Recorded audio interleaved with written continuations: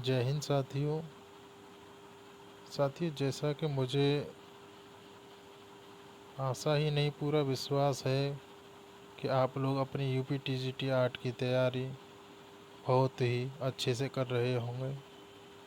साथियों, आज हम आपके लिए लेकर आए हैं वैदिक सभ्यता से संबंधित प्रश्न उत्तर। साथियों, बहुत ही महत्वपूर्ण प्रश्न उत्तर हैं ये। आप सभी अपनी कॉपी पेन लेकर बैठिए और इन्हें लिखिए, पढ़िए और समझिए। साथियों, वैदिक सभ्यता का समय 1500 से 600 ईस्वी तक है। साथियों, आर्यों का धर्म वैदिक धर्म कहलाता है। साथियों, आर्य लोग प्राकृतिक शक्तियों की पूजा करते थे। किस चीज़ की पूजा करते थे? प्राकृतिक शक्तियों की। साथियों, ऋग्वेद में इंद्र की प्रतिमा बनाने का उल्लेख मिलता है। यजुर्वेद में 64 कलाओं का उल्लेख मिलता है। साथियों, सबसे पुराना वेद कौन सा माना जाता है?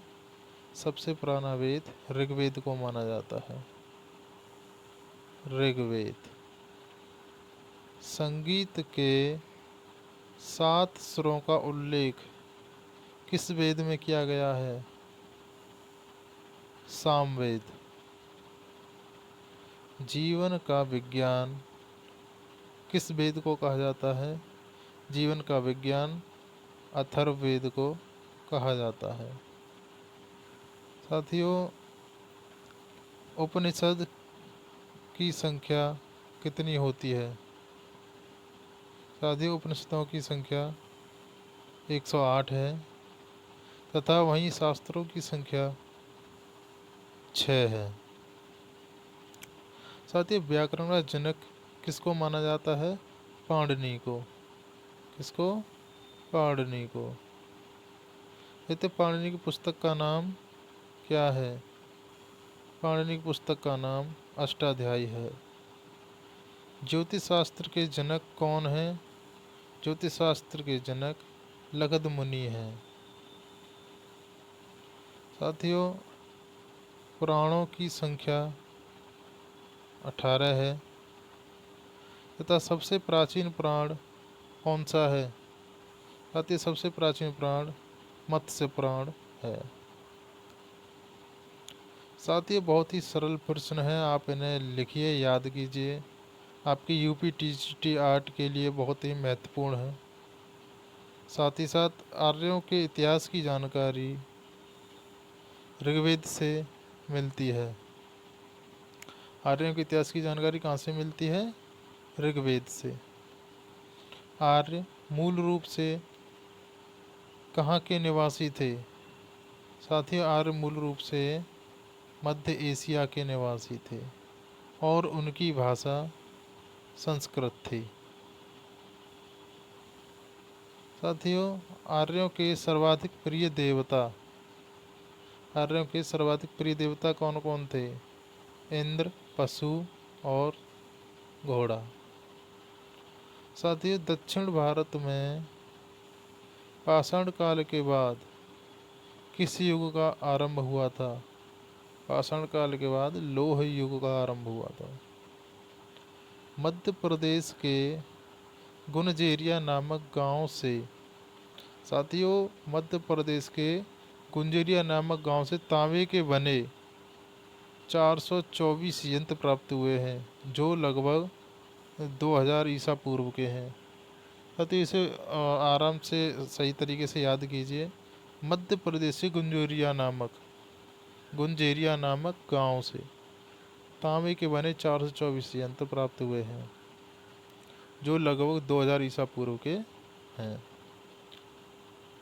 साथियों, लोह युग का प्रमाण अथर्ववेद में मिलता है तथा जोगीमारा गुफा साथ ही जोगीमारा गुफा कहाँ पर है?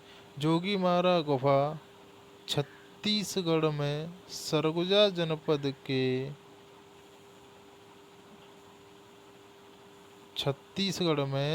जनपद के अमरनाथ के रामगढ़ की पहाड़ियों पर नर्मदा नदी के किनारे पर स्थित है। जोगीमारा गुफा मौर्य काल में 300 ईसा पूर्व में बनी थी। जोगीमारा गुफा कब बनी थी साथियों? मौर्य काल में 300 ईसा पूर्व में। साथियों जोगीमारा गुफा की माप कितनी है? लंबाई 10 फुट है, चौड़ाई 6 फुट है तथा ऊंचाई भी 6 फुट है। भारत में भित्ति चित्रण की शुरुआत जोगीमारा गुफा से माना जाता है। जोगीमारा गुफा के चित्र कहाँ पर बनाए जाते थे साथियों? छतों पर।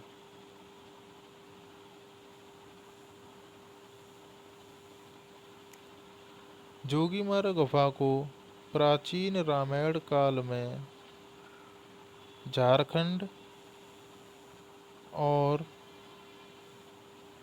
10वीं शताब्दी में डंडोल के नाम से जाना जाता था। साथियों जोगीमारा गुफा को प्रथम आर्ट गैलरी कहा जाता है। क्या कहा जाता है?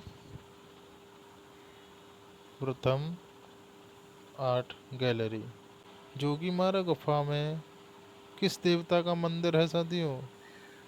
वरुण देवता का। जोगीमारा गुफा के चित्रों पर किस कला का प्रभाव पड़ा है? जैन कला का। साथियों सर्वप्रथम सम्मुख चेहरे बनाए जाने का प्रयोग जोगीमारा गुफा में हुआ है। सम्मुख चेहरे बनाए जाने का प्रयोग कहाँ हुआ है साथियों? जोगीमारा गुफा में। जोगीमारा गुफा में रंग का प्रयोग होता था। किस रंग का प्रयोग होता था साथियों? नंबर 1 सफ़ेद, नंबर 2 लाल, नंबर 3 काला, नंबर 4 हरा, नंबर 5 पीला।